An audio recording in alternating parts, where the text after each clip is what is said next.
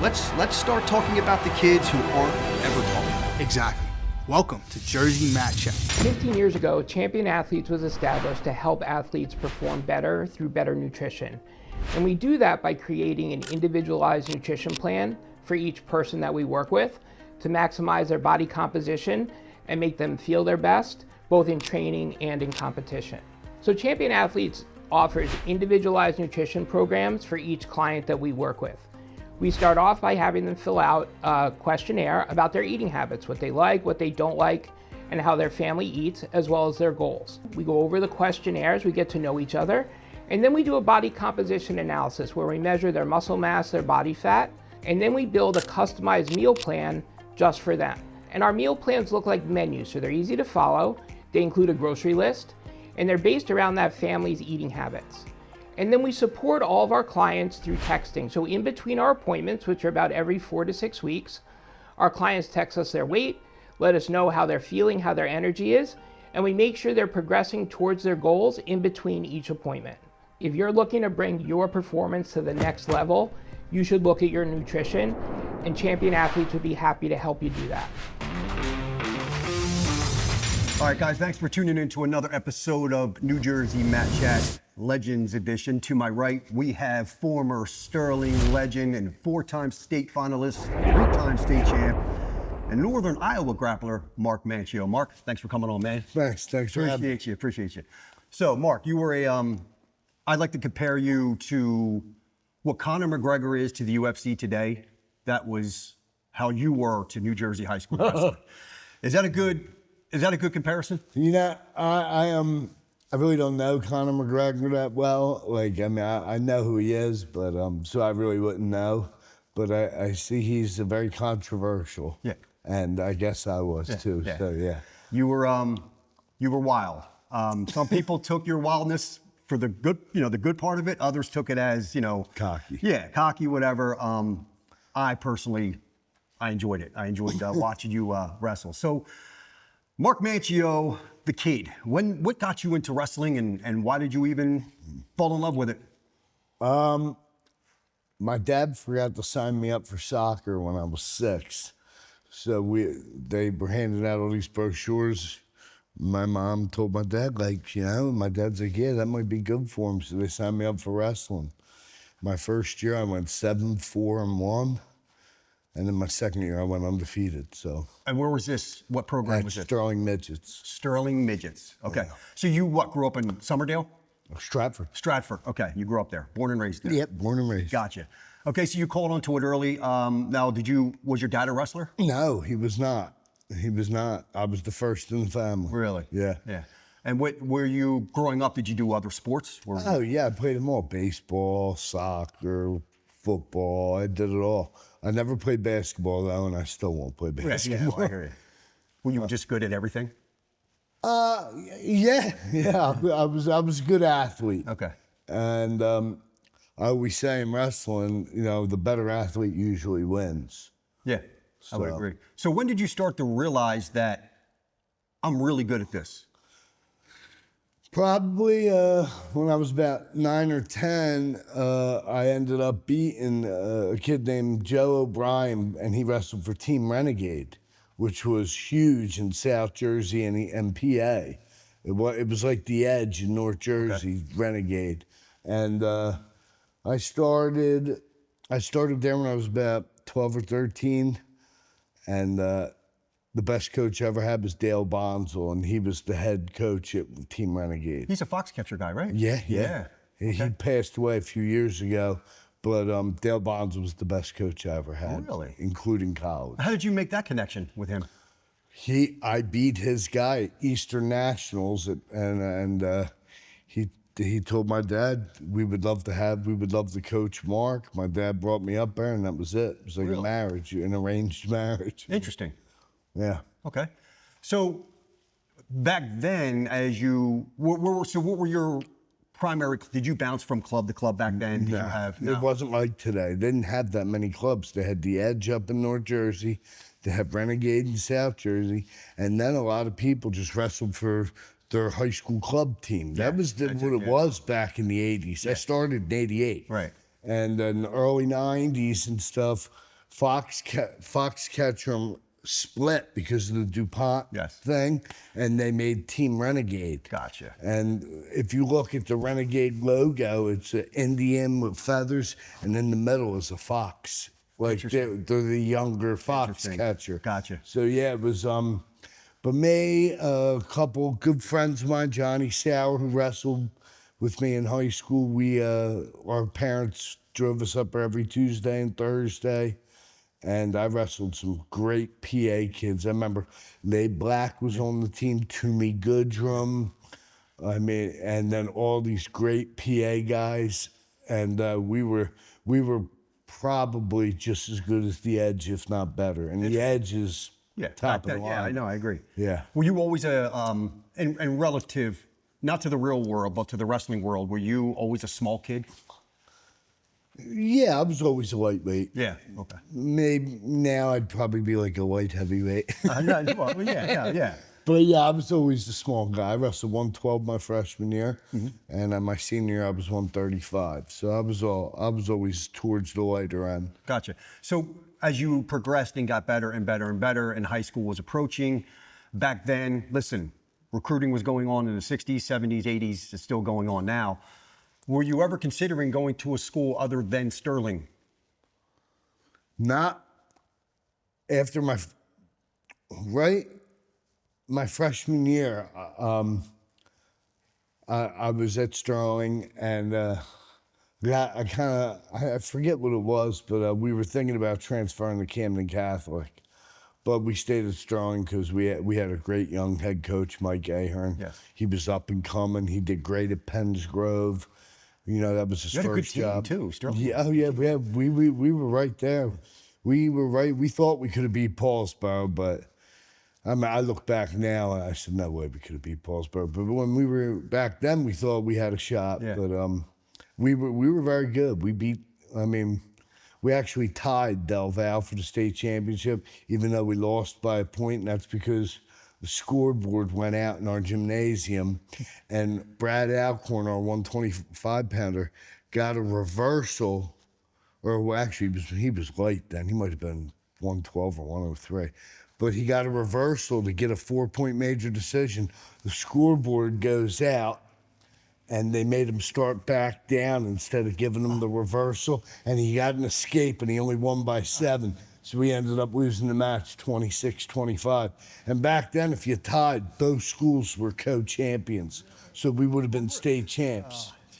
Yes. Yeah. Well, the irony would have been, and I'll address Coach Mike Ahern, wouldn't it have been ironic if you would have transferred to Paul VI? Mike would have loved that. Well, I don't think I would have did that. If Richie Venuto was the coach then, I probably would have went. Okay. But Richie Venuto was our assistant coach at Sterling then.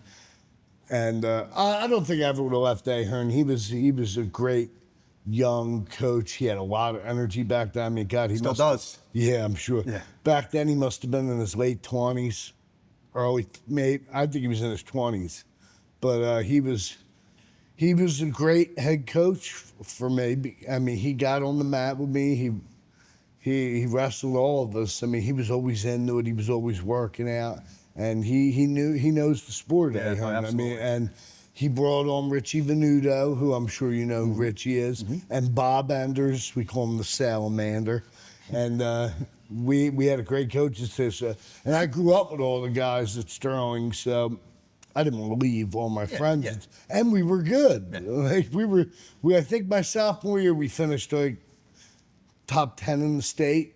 We lost to Del Val 26-25 in the state finals. Like I said, we should have tied them, big co-state champs. But I'm actually happy with my decisions and staying at Sterling. Sterling, we have me, Mike Baricki, Ivan Wiggins was a state champ. Johnny Sauer beat Bobby Stinson once. Only once, but he still, you beat good enough to beat him. Yeah. Absolutely. Brad Alcorn was a 2-time district champ. He was tough. We had good upper weights. We had Terrell Jackson, Mark Howell. You guys were what, Group 2, right? Yeah, small school. We were tough, and I loved staying where I was, because it was like, you know, it was always good. Plus, my brother wrestled at Sterling, and so yeah, it was. Now you were perceived to be wild on the mat. Let's just call it cocky, right? How were you as a student? Straight A's. Were you really? Straight A's. Eventually, I would get a B every now and then. Interesting. So you kind of knew when to turn it off and on. The antics, I should say. No, I was very. I was at the Antics for in high school too. I was just smart. Because Mike Ahern was also your history teacher, right? Yeah. Is it true he poured a gallon of water on your head? Yes. When you fell asleep in class? Yes, it is. Yeah. Yeah. And you didn't wake up, or did you wake up? After he poured the water on me, I woke up. But yeah, that was during wrestling season. I was cutting weight, so I was just trying to relax and conserve energy, right? Whatever you want to call it. But he definitely did that. Yeah. He was like, I poured water on his head, and he got up, and he still got an A on the test. Yeah, that's how I was. That little fucker. I was one thing. If I could hear it once, I remember it. Gotcha. So yeah, I gotcha. So coming up, anyone who remembers wrestling back then and remembers you and your rivalry with Joe Alexander from Delsey, we're going to just start with that because you wrestled him early on. Freshman year, you came on, and did you think? Try to remember the best way possible. Did you believe you were going to be a 4-time state champion? Yeah, I beat Alexander. Coming into that year, your 8th grade year? My 8th grade summer at the Trenton State, it was camp. Back then, it was the Trenton State camp. Yes. And me and him, we wrestled in a duel match, and he beat me by like 2 points. I called my dad like, Dad, I just lost to the state champ by 2 points. And then then that was in a duel meet. Then they did a tournament, an individual tournament. I beat him like 12-6. Okay. I worked him over. And so I knew going into my freshman year that I could win it. Okay. Yeah. So you knew the inevitable task would be to get through him to win it. Now, right? Yeah, if we were in the same weight. Right. Yeah, that would be it. He was basically my driving force for working hard, was to beat him. Right. Because I never beat him in the midgets. I probably lost to him 5 or 6 times, and he destroyed me. Really? He was probably one of the best technical wrestlers I ever wrestled. And when you're a young kid, the technique helps more than being an athlete. As I got older, I was such a good athlete. I could get out of situations that other people couldn't, and I ended up. I guess I hit my growth spurt. I matured a little bit, and I beat him in regions. You pinned him. Yeah, but I was winning 5-1, and then he came back and tied it, brought it to overtime. And then I pinned him in overtime. That was wild. He was probably one of the best in-shape wrestlers I ever wrestled. That's why my sophomore year, I knew I had to be in shape. I was in shape my freshman year too, but I knew I had to be in extra shape if I wanted to beat him. And did your dad share the same obsession with you? Like, you got to beat Alexander. You've got to beat him. Well, was that self-driven? I think it was self-driven. My dad would always say, Alexander's running, you might want to go for a run. and then I would put on my stuff and I'd hit the streets and start running. So my dad knew how to kind of motivate me, but he wasn't like, oh, you got to run or you can't go out. No, he wasn't like that. My dad was a great wrestling dad for never wrestling. Yeah. He was. He got it. Yeah, he just knew what motivated me. He knew what I was capable of, because I remember when I used to throw up before all my matches when I was a little kid because I used to get nervous. And my dad was working, and he asked my mom to take me to Eastern High School. They had a little tournament. And I remember I had to wrestle some kid that I always beat by like a point. So I was a little nervous, and I threw up before my match. And my mom's calling saying, Mike, that's my dad's name, Mike.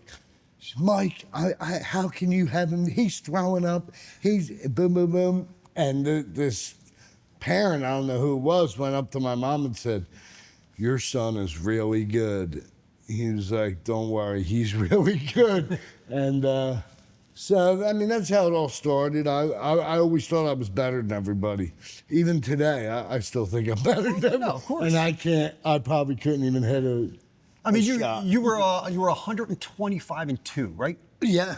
That is, listen, other than the kids who have ended undefeated, I know Scove had one loss, Knox had one loss, Campolatano had one loss. Other than a very few select group of human beings, no one had a better winning ratio or percentage. That is a crazy number. Well, I'm number one in South Jersey for winning percentage. Winning percentage, yeah. In the state. Now, they wrestle so many matches. Right. But, I think today's wrestling's in South Jersey is a little soft. North Jersey, I mean, when I was in high school, we were right there, state champs for state champs. Agreed. And now we're lucky if we get one state champ. It's like we've talked, I believe, to Barikian about this, to Woody, any coach that we bring on. We ask this question. Now, you're not an active coach, right? No, not anymore. But I'm going to ask you this: why do you think South Jersey has, quote unquote, now there's still fantastic wrestlers in South Jersey, but why do you think overall South Jersey has kind of fallen off? I just think it's the kids today. I just think parents are too involved. They all think their kid's the next Cale Sanderson, and that's just not how it is.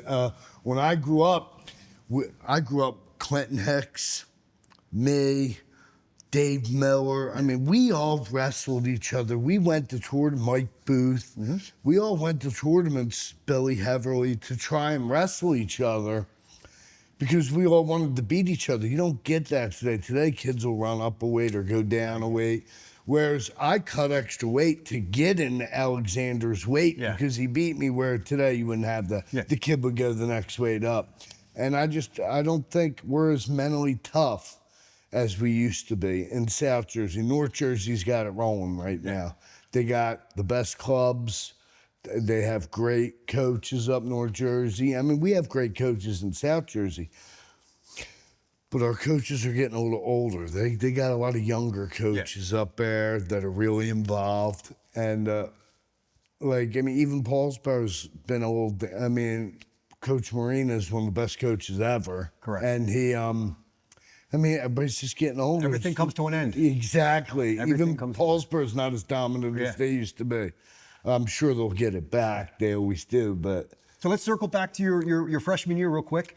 And before we talk about your state final match with Alexander, what you were known for this Triple H antic before your wrestling matches. You would spit water and where the hell did that come from? I actually didn't start spitting the water until my sophomore year. Okay. But I used to do a big leapfrog before I would wrestle, and I could jump really high when I was younger. And I got that actually from Micah Kahn. Michael Kahn, Eastern, yeah. Yeah, Micah Kahn, two-time state champ. He's one of the best ever in South Jersey. And he used to do this leapfrog before we wrestled. And I used to look up to Mike because he was a couple years older than me. And so I said, man, that's cool. Let me try that. And it just stuck. It stuck with me. So Micah Kahn, that's cool. He definitely influenced me a little Micah bit. was a badass. Oh, yes, he was. Zero question about that. He probably still is a badass. I'm sure he is. There's no doubt. We got to maybe I'll try to get him on. Did he come on? What do you think? I don't talk to him. Okay. Every time I see him, we're very cool, but I don't know what he's got going on. He qualifies as a legend for sure. Oh, he definitely is. Absolutely. He was a 3-time state finalist, 4-time placer, 2-time champ. Yeah. Him and Rucci were tandem. Kevin Rucci was also another tough wrestler. Yeah. All right, so you get to the state finals as a freshman. Did you, coming off a pin win over Alexander, 7 days before, what was going through your mind? Do you remember? It was the first time I ever got intimidated by the crowd. Okay. I was a freshman. This was up at North Jersey that year? No, it was in the regular old convention center. The old convention center. It was in the Boardwalk Hall. It wasn't the Boardwalk, was it? My freshman year. Then my sophomore year, it went to the new convention center with the pillars that were blocking people's view, and then they moved it up to North Jersey my last 2 years. That's what it was. Okay. But so I got to wrestle in Boardwalk Hall, and that's my favorite venue of any venue. I love it. And it was the first time I was a 15-year-old kid, and I walked out and I see 10, 12,000 people watching. I was like, holy shit. Yeah. I was like, wow. And I think the crowd got to me a little bit. And plus, like I said, Alexander, he was very good technical. They've made some adjustments, and he ended up finishing most of the shots, which he didn't in the region final. I was able to get out of a lot of stuff. But in the finals, I think he kind of got his technique under control, and he finished a couple shots. He beat me 4-2. Interesting. Yeah. Yeah, now, I can't imagine how much that motivated you. Oh, that was probably the best thing that ever happened to me, was to lose that match. I never ran. I mean, I ran just as much as them Ethiopian marathon runners ran. I was always on the street with him visualizing right in front of me. Now, was he, how long? He's that was 2 your years freshman. older He was than 2 years older than you. Yeah. Okay, so the following year, you were 2 different weight classes. No. Yeah, what happened? I started at 25, but I cut down to 19. Oh, yeah. And he was always at 119. Yeah, okay. I started the year at 125. I actually had a real good win. I was thinking of staying at 25 because I beat Bill Heverly from Camden Catholic, who ended up taking second in the state that year. So I was like, man, I could win at 125. Why go down? And my dad said, no, you got to beat him. You don't want him to be a three-timer. And I said, you're right. I don't want him to be a three-timer. So I cut the extra weight, went in his weight class, and the rest is history. Yeah, no, that's right. Yeah. It's and along though. Now you also dominated outside of New Jersey. You were Beast of the East champ, and if I'm correct, didn't you pin or tech your way through that tournament? I had one tech fall and 4 pins. One tech fall and 4 I pinned 4 state champs. Yeah. The number 1 ranked kid in the country. Kid from Oklahoma, right? Jimmy Lewis from El Reno, Oklahoma. Yeah. He was stacked. And I remember Bonzel, my Renegade coach, was there. He was like, Mark, watch his underhooks. The kid had good underhooks. And I said, no, I'm going to let him underhook me because I'm going to hit him with a dump. And right off the bat, he hit an underhook, and I hit him with a dump immediately. I took him down, and if I get the first takedown, I'm usually golden. Yeah.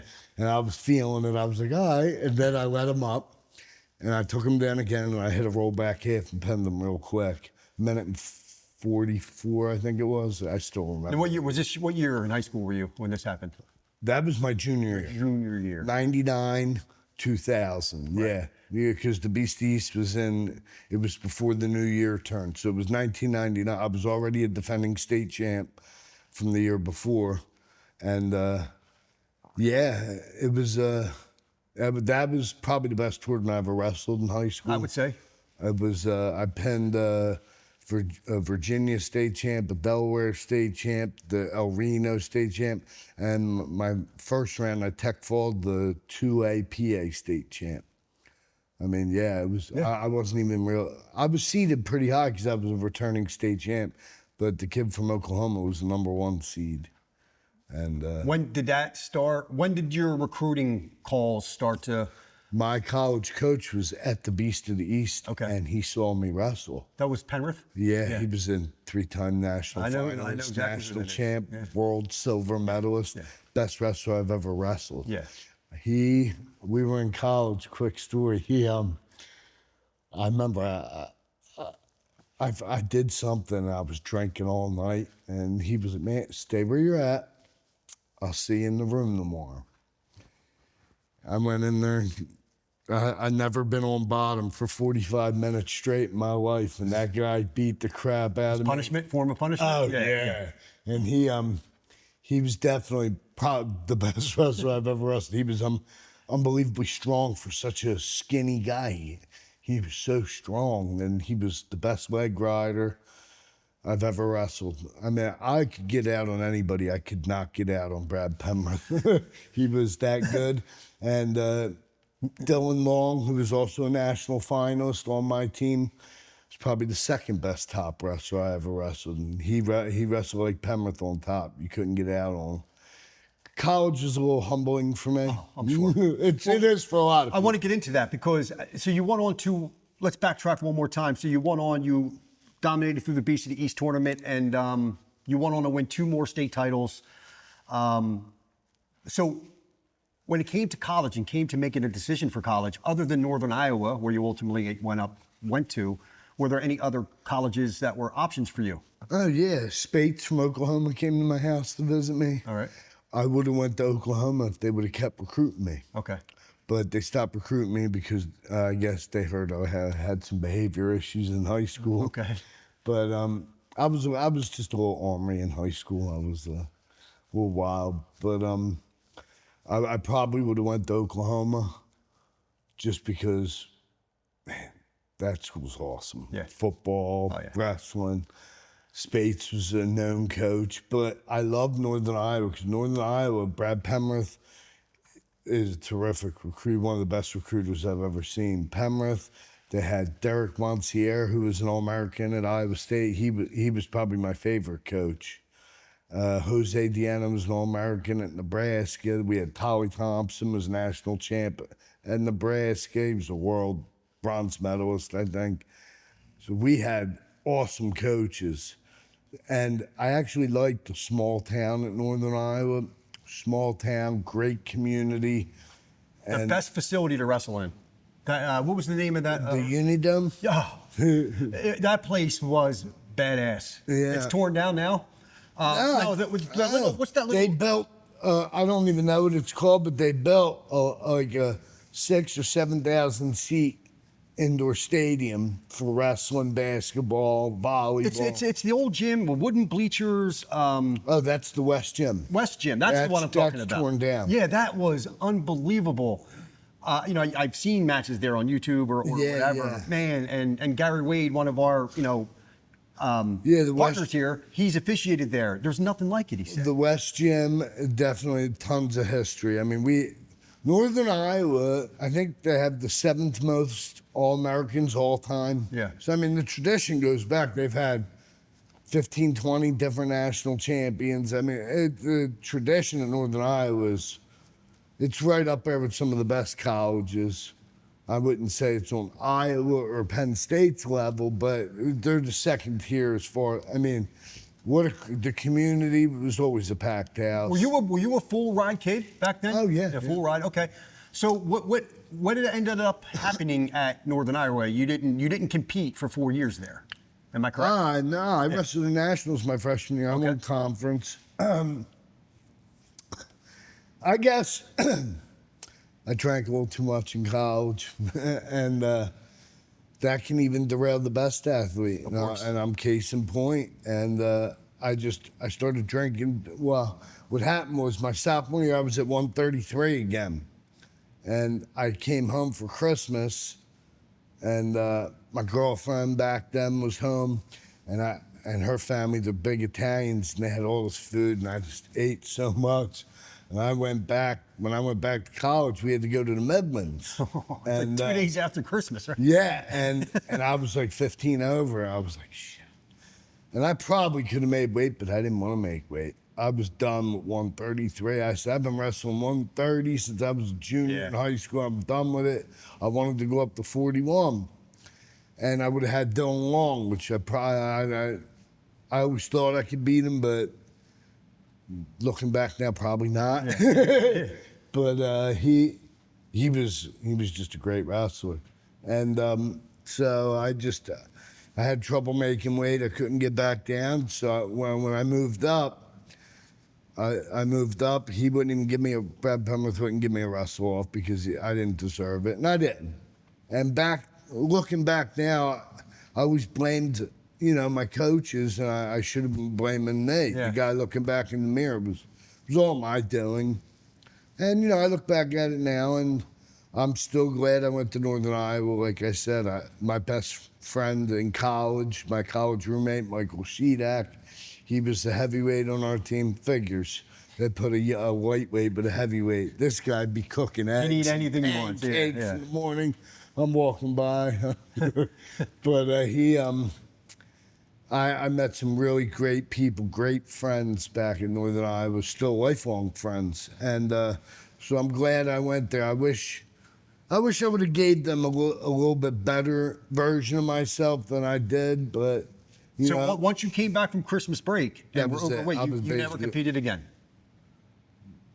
they tried to get me to wrestle it and get back down and weight, but no, I didn't do it. So that was it? I was done. Yeah, I was done. Mark Manchio's wrestling days were over. Yeah, Wow. yeah, I was done. Yeah, I just didn't want to do it anymore. And I think, looking back, I probably wish I mean, I'm glad I went to Northern Ireland, but I probably should have stayed closer to home with my dad. And he probably would have kept me a lot more focused. Yeah. When you're a 20-year-old kid away from home for the first time by yourself, and Northern Iowa, they had this thing, FAC, free beer after class on Fridays. So I never missed one of them. And I would go to practice half drunk every Friday.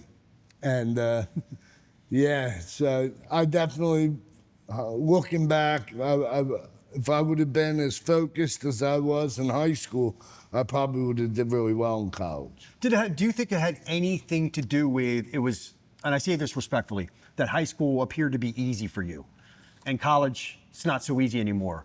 Or was it just, you were just done? Like it was your time to just, I'm done with the sport. Was there a reason? I believe you, but what I mean is, it can't be a 15-pound cut. That wasn't what ended. No. It was, I just think I lost the drive. Like, if I would have stayed close to home, I think my dad would have managed me a little better than the Northern Iowa coaches, because they were trying to get me to change my personality. Like when I would win a match, I'd get all pumped up. They'd tell me to be quiet, and and I knew if I wasn't quiet, Penrith would kick my ass the next day. Yeah. So, and instead of trying to make me a more respectable, better person, I think they should have just unleashed me. I get And it. that might have been a little better for me. Makes sense. I wish I would have stayed home, maybe went to Rutgers or Penn State, something like that. I mean, you are what you are. It's hard to change. When you're 20 years old. Yeah. You're just. Yeah, but you live and you learn. And I that's hear you. it. That's it. So you came back into, and you did coach at the high school level in New Jersey. Yeah, sure. I was at Washington Township for a few years with Ralph Ross Jr. and Brett Fetty, and we had the number 2 team in South Jersey. We should have been number 1. We won sectionals that year. We beat Absegami. And of course, the South Jersey Carrier Post put Paulsboro at number 1. I mean, that's just an inside job. It's how it always happens. But we were the best team in South Jersey that year. And we went up to, we wrestled Southern in the state tournament. Let me tell you what, that team put it on us like nobody. Yeah. And we were good. I mean, we beat Absegami, who was really good that year. We probably could have beat Paulsboro. I mean, that match would have been a toss-up either way. But I always thought we could have been. But Southern, they put it on Shore us. Conference has always been next level. They still are. They always have been. They Jackson. It's that salt water, man. I don't know what it is down there, but it's It's something. yeah, it's. Running on the sand, because that's great training. Who the hell knows? So what else? And then were you ever a head coach, or were you? Yeah, I was a head coach for 2 years at St. Joe's. in St. Joe's. Hamilton. That's right. Yeah. And I had a really good wrestler, Mike Masuli, who was he was a district champ, region champ, and he won 2 matches at states his senior year. If I would have had him one more year, I think he would have won states. He didn't wrestle as a sophomore. And then when I became coach, he came back out from the team. So this is a kid who he was just getting back into it when I was there. And if I would have had him one more year, me and my brother coached him, Joe, those couple years. And I had a good time coaching, but you yell at a kid for not working hard. You have to have nowadays, you have to have a meeting with the AD, the principal, the kid's parents. Rules, regulations, It's not like it was when in the 80s or in the 90s. It's my high school coach used to grab me by my shirt and shove me against a locker. And Ahern did that to me many times. But that's the way that's how you mold men. I'm sorry. No, I agree. You totally. mold men that way. It's just now it's the kid. It's like the kids have more power than the coaches. the inmates run the asylum. And I think that's a big North Jersey's not like that. It's only in South Jersey, and that's a problem with why we're not competing with North Jersey, because our coaches don't have free reign to make these kids mentally tougher, because they got to keep their job. They got a family. They got to feed. Of course. So they kind of got to toe the line. Yeah, they kind of got to bend down a little bit. Yes. And it's not like that up in North Jersey. North Jersey still runs how it was back. I mean, that's just the way it is. And so I think that's a big problem with South Jersey. The parents are too involved. And if you yell at their kid, the mom and dads, they want you out. Yeah, they're emailing the. And it's ridiculous. I agree, Mark. I agree with you. Did you find what was more fun for you, being a competitor or being a coach? Competitor. Okay. Oh yeah. Coaching just wasn't. I haven't coached since St. Joe's, and I'll never, like I told you before, I'll never put on another pair of wrestling shoes for the rest of my life. How do you stay involved? Do you still follow what's going on? I have no idea what's going on. Really? I know a little bit about Kingsway because Mike Barickian's the head coach there, but no, if I go to States, I'm not going to watch wrestling. I'm going to gamble. Is there a reason why you just I think you're not a fan of the sport anymore? No, I love the sport. I love wrestling, but I'm just, I got other things to do. I did that so much my younger days that I'm done. Yeah, I'm done. I don't have kids. So if I had kids, I'd probably be a lot more into it. Yeah, that makes sense. But yeah, I'm just done. So I noticed you have a you're proudly supporting a Collingswood wrestling polo. Yeah. From a Sterling guy. What's that about? I'll never. I mean, a kid that I wrestled with all my life, Desmond Wiggins is the head coach at Sterling. I love that guy. He's a great guy. He's a great coach. But I can't support that high school anymore. I won't do it. You want to touch on why? Well, my brother was the first state placer, first two-time district champ, first two-time state qualifier ever in that school's history. And for some reason, he's not good enough to make it in that school's Hall of Fame. So I won't even go up to that school anymore. That school's a piece of crap, if you ask me. Really? Yeah. But your legacy is forever tied to Sterling. It's ironic. Yeah. I loved the kids I grew up with, the coaches I had. It was a really great time in my life. My dad always said it was the best time of his life before he passed.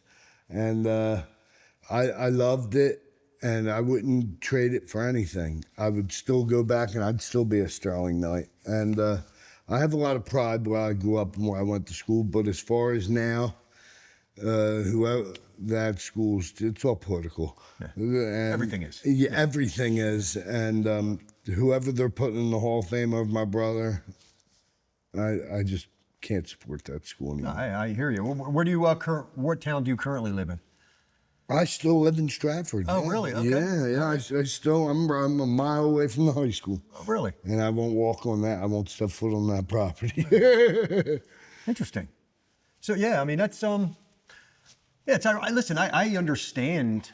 I think we all have opinions based on where we grew up and things could be better because you're rooted in it and you understand what's going on. But as far as your brother and your bitterness toward that, I get it. But that could just be the current. Whoever the administrator, whatever it is, that administration's not going to be there forever. Maybe. Yeah, but you're right. But I wasn't the most well-behaved kid in high school. I got suspended a lot, fighting a lot, whatever, and so I for some reason I think they're not putting him in the Hall of Fame because of me. I got you. And I feel bad about that so much. My brother deserves to be in the Hall of Fame. You're not in the Hall of Fame though, right? No, I eventually got You're in, he's not. Yeah, but I was not a first ballot Hall of Famer, which is another reason why that school's, it's like, you got to be an Olympic gold medalist to get in that school's Hall of Fame. Yeah, it's ridiculous. And that school's had some of the best athletes, Jess Kopsky, Ernest Turner, myself. I mean, we've had studs and all. I mean that school has really produced some really great athletes and some great people, and. But like I said, I feel like it's a little bit my fault when my brother's not in the Hall of Fame. It's like they're still trying to get me. Who do you think? We ask every legend that we sit down with, and we will continue to ask them this. In your opinion, and you can't pick yourself, who do you think is the greatest New Jersey high school wrestler of all time? High school, Damian Hall. You said that very quickly. Without a doubt. Yeah. If I won 2 Olympic gold medals, I would still say I'm not a better wrestler than Damian Hall. Yeah, a lot of Jimmy Lawson said Hahn. Joe Melchiori said Hahn. You said Hahn. Mm-hmm. Lynch, I'm not going to, well, I can tell that because it's going to be aired after this. Lynch said it's Joe Melchiori.